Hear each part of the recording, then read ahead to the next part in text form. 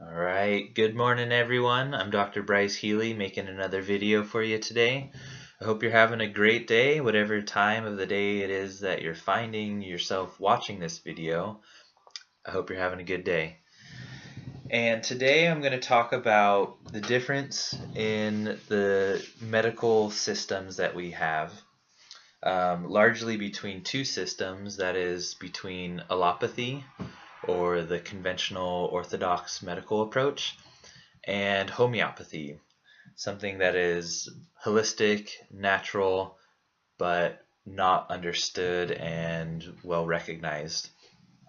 And if we were to look at the breakdown of the words themselves, allopathy and homeopathy, we can see that from the definition of the words themselves, they are different in principle. One aims to treat diseases using things that will cause and produce other diseases. It's kind of absurd.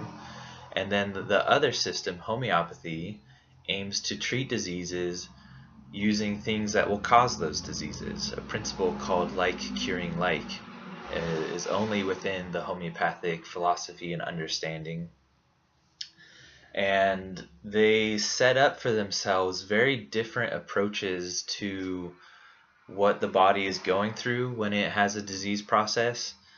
And a book that I am almost done reading is George Vithulkis, Homeopathy, Medicine of the New Man. And this book is a really good primer for homeopathy if you're interested in the study of homeopathy. Dr. Vithulkis was a very well-renowned homeopath. He was definitely a part of my studies in medical school. And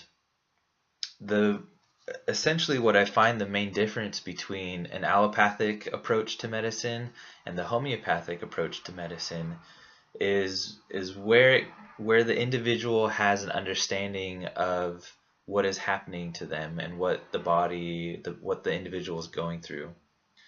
And the allopathic conventional approach, which is currently still the most accepted form of medical treatment, one probably because it is the strongest pushed form of medicine, doesn't seem to have the view or the understanding that there's a vital force within the individual, and it doesn't seem to take signs and symptoms as an action of the vital force.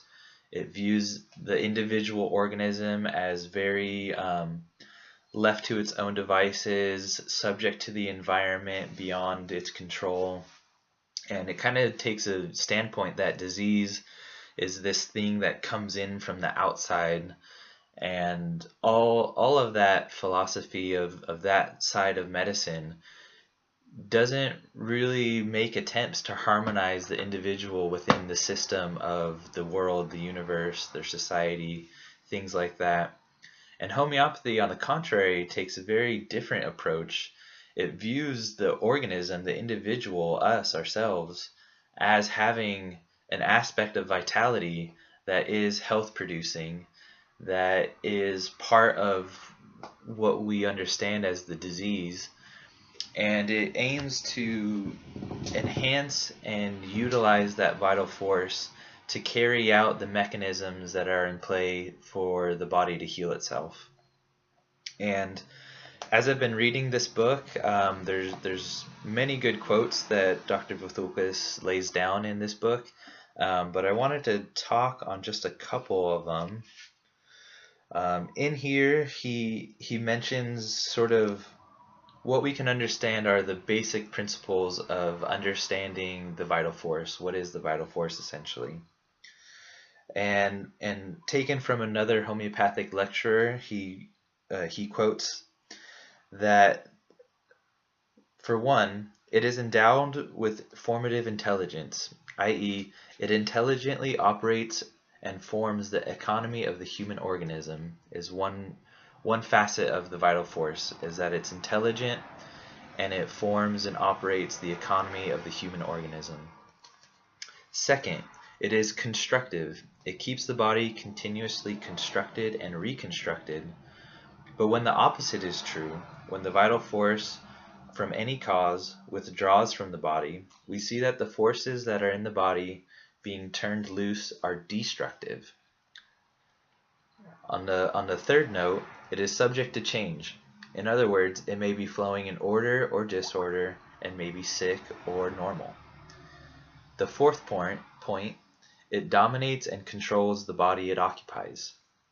And on the fifth point of the vital force is that it is adaptive, that the individual has an adaptation to its environment that the dead body does not have. And that is a major difference that helps to instill this understanding of the vital force. Is when you look at a dead body, you see that it has no moving force within itself. Its vitality is dissipated and gone out the window. And that is hugely different from the living person, the person that has vitality flowing through their tissues. And going back into those points, the vital force is part of the intelligent operation of the body. It is constructive and keeps the body in working order. It flows between stages of order and disorder, and within that it adapts to an environment so that it can try to maintain control over the body that it is within. So that is just some basic aspects of the vital force that homeopathy considers tantamount to helping someone heal, by looking at how the vital force is moving or not moving, what has happened to the individual that has damaged the vital force or is prohibiting it from moving and operating smoothly. And another point on this is that one, it is constructive. It wants to maintain and preserve the life functions of the organism, of the individual. That when, for whatever reason, and whatever cause has happened to make that vital force withdraw in aspects of the body, we see that then the body is subject to the destructive forces that used to be constructive. And we can see that happen when we understand autoimmune illness as the body attacking itself. That's only just a small facet of what that is meaning. But what we can distill out of this quote, out of this passage, is that the vital force is wanting to maintain a harmonious operation of all of its functions. That if there's any change or damage or a suspension or a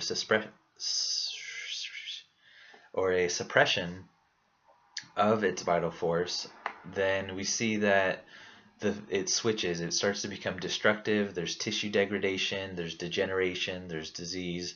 All that ensues and happens.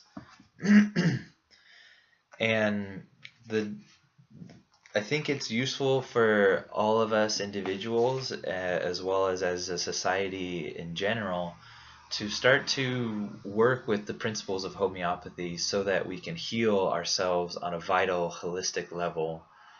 I believe that if society in general were to make that switch to using homeopathy, then we would see some profound changes happen. We would see things happen to the world that would be leading us to more stages of harmony, into deeper states of harmony. And that is in comparison to how it has been, how we know it has been. The conventional allopathic approach to health and to disease has been the predominant standpoint for many hundreds of years. It is what is largely pushed out into society, is this approach that aims at suppressing everything. And it's quite interesting to see that we've had so many profound new medical technological advancements. We're always having new drugs, new amazing wonder drugs, and yet we're not seeing any change for the betterment of society. We're not seeing any change for the health of the individual as a result of all these amazing breakthroughs.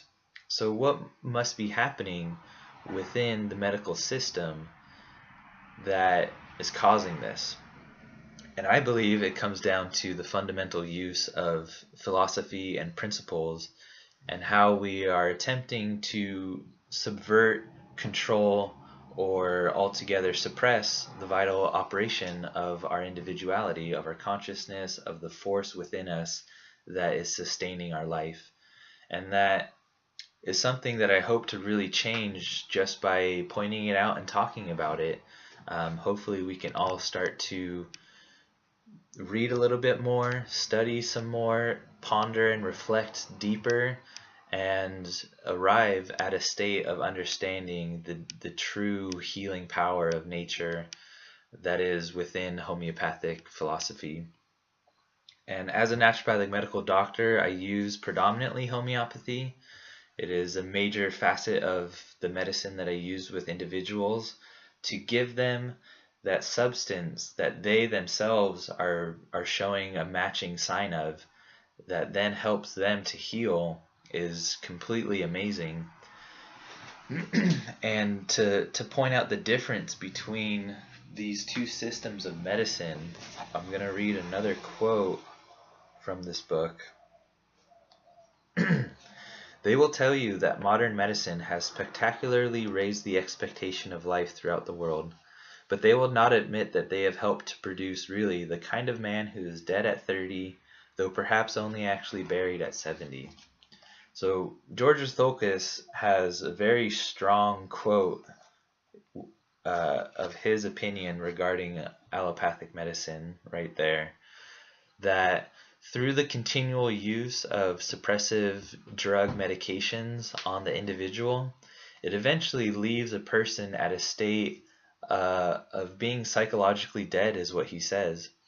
Through a continual suppression of the disease, the vital forces are withdrawing more and more deeper into the body to try to preserve the vital organs.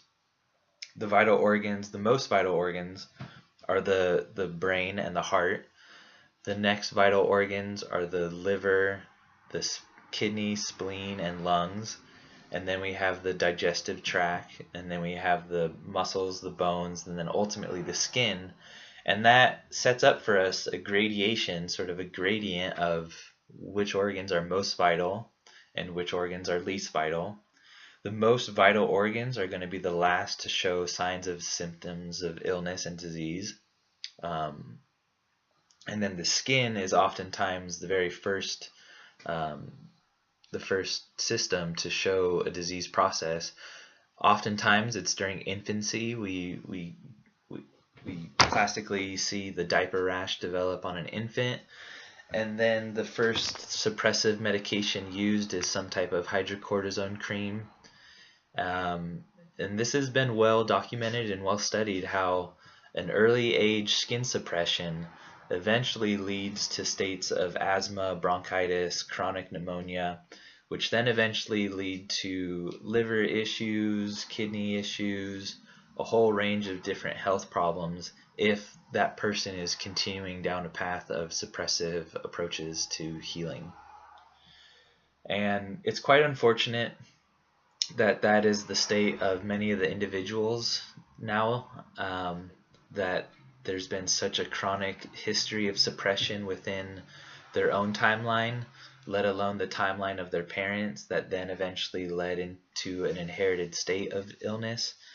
And so there, I guess what I'm pointing out is that to really use homeopathy, we're really up against quite a large barrier already with each individual.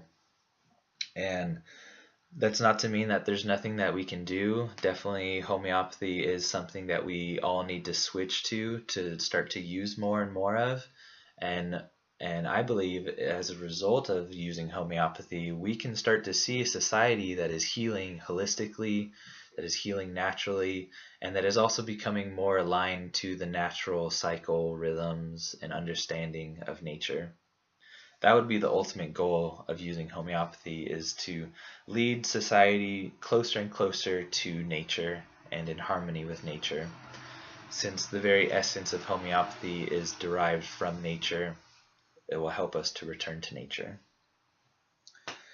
And hopefully you found this lecture or this little video interesting. I'm going to be trying to do more videos.